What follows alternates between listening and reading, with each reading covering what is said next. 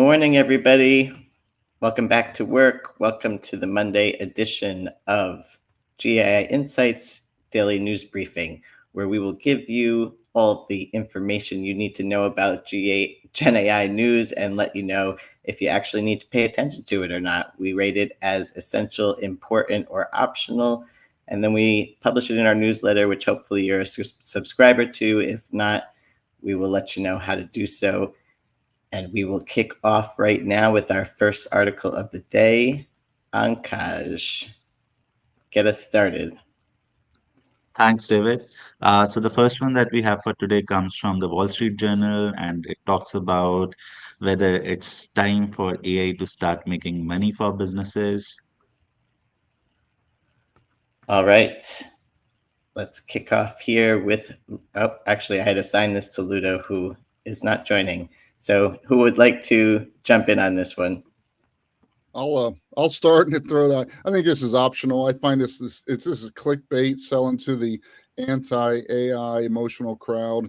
I think it's obvious that there's tremendous ROI. We're in a really early market, and I don't think it's worth anybody's time reading it. There actually was one good stat in there. I believe this was the article on IKEA having I may have the wrong article, but I think this was the one where it said that IKEA had that tool where you could put their furniture into your room, virtually. And it said that I think it was like people are 4 times more likely to buy when they use that tool.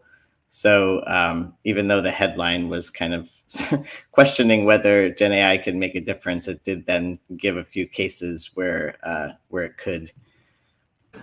Yeah, I mean, I'm not as hard, optional for me as well. I'm not as hard over as Paul in terms of clickbait. I think it's the natural progression of stuff. You do it internally to save money, and then you then go to driving revenue. I mean, it's not, we're in an early adopter market, and, the folks that we've seen at scale have been implementing, machine learning and robotic process automation using technology to really transform their organizations for years, and they're adding this onto it. So sure, if you're in a large organization, you're not going to put things out in front of customers and drive revenue tomorrow. So, natural evolution. All right. Any other thoughts? Okay. I just took another look, though, David. It was 7 times as likely to buy. Well, there were 2 stats in there. There was 4 times something, and then there was like a 7 times something. It was two different stats. But either way, they were both impressive. And I remember us talking about the initial IKEA tool, and it was having some problems. So they apparently fixed it and are seeing some good results, or they're lying. So anyways, optional on that one. And we will go to the next one. Okay, the next one comes from DeepMind. So DeepMind has a new technology called Peer, which scales language models with millions of tiny experts. So we are going from mixture of expert model to million of experts model. Yes, lots of experts. Adam, what do you think about this? It's interesting. It may prove to become, an industry standard with time. It's still pretty early. It's research. I'd consider it optional news. I mean, the concept is sound, right? If you can have smaller and smaller experts, then you can just defer to them in terms of who you ask for the inference within the model. It allows them to get a more dense model with more out of less. But it's mostly sort of theoretical and research based at this point. All right. The only thing that almost bumped it to important for me is that who's it coming from? Because, DeepMind, the combination of the DeepMind team and Google team came up with the transformer model. And, they also, there's no large language model, above a few 100 billion parameters that works that doesn't have some progeny from this team. And, obviously some of the talent's moved on, some still there. So, I think I'd still, I guess, put optional, but I almost made it important because of who's saying it. Yeah. Paul, did you have any thoughts? Yeah, no, I agree with John with everything. I think, John, you're actually triggering for our updated buyer's guide, where we end up calling that report. Also, having a lineage family tree out of that deep mind with all the different companies out there is another thing. I do think there's an important thing to understand, but optional for this And particular. one interesting little tidbit in there is Google recently said that their Gemini 1.5 models were using, quote, a new mixture of experts architecture. So that at least there's speculation in there that maybe they're already starting to apply this themselves. Yeah, or some form of it. Maybe it's not quite to this extent of having so many experts, but there's Yeah. some. I mean, if you think about the nature of biological intelligence, right, it's a combination of unbelievably centralized, interesting things like your brain, and then unbelievably decentralized things like your proteins. You know what I mean? So it's, my guess is that this is the frontier. This and representation is the frontier. We'll discover all kinds of unexpected things. We have decentralized coordinating intelligences. But anyway, it's early. All right, we will go optional on this one. What's next? Okay, the next one comes from MIT Tech Review, and it talks about how AI makes the individuals more creative, but at a group level, it seems to homogenize and flatten the collective output. All right, Paul, to you Yeah, first. I'm in a cranky mood today. Optional creativity is really, really hard to measure. There's implicit in this article how we want to be able to say that the robots aren't creative and humans are creative, and that's our uniqueness in the cognitive world here. But creativity is hard to measure. Every creative person I've talked with, this is a fabulous brainstorming tool, a thought partner. So it's unbelievable on the creation side. So optional for our leader to spend a minute with this article. The only, Yeah. Okay. Oh, thanks. The only interesting observation I really had about this, I agree, optional, was I noticed sort of a theme here that we've seen more generally with generative AI and large language models, which is the people that are at the lowest level of skill, it really helps them level up. Whereas the people who are already the experts, it doesn't have as much of an incremental enhancement to their performance. And that was their observation with the creatives as well.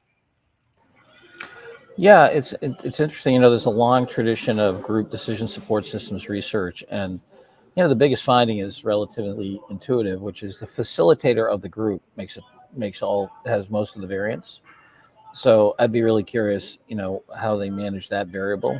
Were these groups just independent? Was there a facilitator and so forth? On average, groups of people are stupider than small groups of geniuses. You know what I mean? So, and creativity is one of those places where the productivity function has a huge skew. Put another way, the people who are really good at it are like 10 times as good as the average person. So, yeah, I mean, think of the math. The math is basically sets of averages in the context of an n-dimensional, preference space. Yeah, of course you're not gonna have unbelievable outliers. Is it a good mirror? If you're learning how to play tennis, you play tennis against the wall. Does it help you return a serve? Sure. But is it as good as another, a really good tennis instructor and another partner? No. Yeah, and John, I think on the creativity side, because it's the average of all human intelligence, the next Van Gogh and Shakespeare likely will not come. Those guys are rebels in contrarianism on what they're going for. So I think it's part of it is also what do we actually mean by creativity? Are we talking about Shakespeare, Van Right. Gogh breakthrough, or are we just trying to come up with a new tagline? Yeah. But look, it's super helpful as a tool, in the tool belt, as they say. Yeah, I had a hard time believing the way that they assessed creativity among people before they embarked on this exercise to say who was the most creative going into it. It was just one little exercise asking to, I think it was write 6 different words that are very different from each other. I mean, if that's the only measure they had of creativity for somebody beforehand, I don't know, maybe that's a standard measure that I don't know about, but to me that tells you very, very little about somebody's creativity, which makes me question this whole piece of research, frankly. Yeah, I mean, the important part, I think, is that we see in the marketplace, and we personally in our firm experience, you know, AI as a creative conversation partner, it's a no brainer. Do they give you the answer?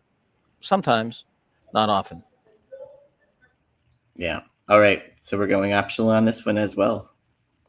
We are having a cranky morning or just not a lot of news this weekend. Generally, as we saw from our statistics, Mondays are a little light. So here we go on to the next one. Okay, the next one is a new large language model called Spreadsheet LLM. So it talks about how we can encode spreadsheets with large language or for large language models. It comes from Microsoft, and there has been a lot of discussion around this, how we can use spreadsheets as a single source of truth, which with large language models and reduce hallucinations. All right. Did you want to start this one off, John?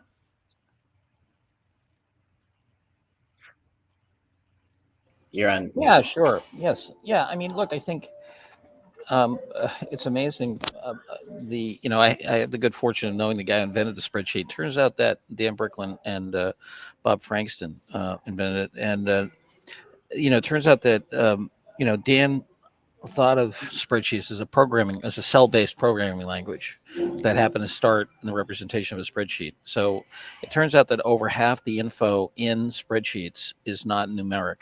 So people use them as organizing matrices and templates, including ourselves, right? So I think that this is a very powerful area. I would rate it as optional, because it's early days and so forth. But boy, if I were, I don't know, I might put it as important. I think I would want, if I have a relatively large analytics and AI staff, I want them playing around with this model because there's so many uses of spreadsheets for operations and databases and finances and so forth. So I guess I'll make the case for important, given how ubiquitous spreadsheets are. All right. We have an argument for important. Any detractors? It's a dense piece. I will say that to It's assign a dense piece, and it wasn't clear to me if this is something people can actually use right now. It Right. seemed more it was research around how you can compress the information of a spreadsheet so that you can get it within the token limitations for very large spreadsheets to actually leverage these LLMs. It was explaining how originally when you just take the addresses, the values, the formats, all that stuff, and try and put it into an LLM for big spreadsheets, it's just too much information, and that this allowed them to get, what was it, something like a compression ratio of 25 times, which means you can pack a lot more data into the large language model to then manipulate and do things with it. But I'm not sure there's really a way that someone could be out there playing with this or applying it at this point. I guess that would be my argument for optional. But Adam, it's certainly interesting, this whole notion of let's just keep it inside the enterprise. And I want to use large language models that really help citizenship on data extraction, but I want it coming from where the source of truth is. And some of the source of truths are my CRM database. And the other source of truth may be a spreadsheet that an employee has or a Word document employee has. So um, it's really interesting where it's going, being able to blend the power of large language models in some type of dynamic architecture that really keeps veracity on the source of truth out there, regardless of what the form factor is. All right, I'm going to put the gavel down on optional on this one. It's definitely interesting, but I agree with Adam. It's hard to tell whether you can actually do anything with this information at this moment. And to have the AI leader read this entire piece of research, not knowing that yet, to me seems like a bit of a waste of their time. Sorry, John, but I'm going to go optional on this one. What's next? Remember, important is still read it if you have time. It's not required. I can tell them to read the abstract and the results. All right, next. Yes, so the next one comes from Meta. So Meta researchers, they have recently published a paper in which they distill system two thinking into LLMs, thus improving performance on complex reasoning. All right, Adam, are you going to save us and have a day where we have not all optionals? I'm not. Well, at least I was voting optional here. Look, this is interesting stuff. Yeah, it just didn't tip it over the edge for me. So system one is basically just instruction, and system two is like one of the things we do with LLMs already is we say think it through step by step, and it does that higher order processing first of, well, what are all the steps, and then it goes through the steps. So that's why they call it sort of like a system two cognition. And this is really about a new approach where rather than having like a parent and a teacher model, like they might use something like GPT-4 to teach Llama 7B, which is considered the student model, a way that the model can actually start to do its own system two cognition and take its own evaluation into its training. So it's cool stuff, but yeah, I don't know what they do with this either. John, what do you think? Yeah, I'd give it optional as well. I am in the minority. I have a problem with Daniel Kahneman's book, System 1, System 2, because I think it creates false dichotomies, and it's a compilation of the obvious and an assertion of the incorrect. Other than that, it's good. But yes, so I mean, I would put this as optional.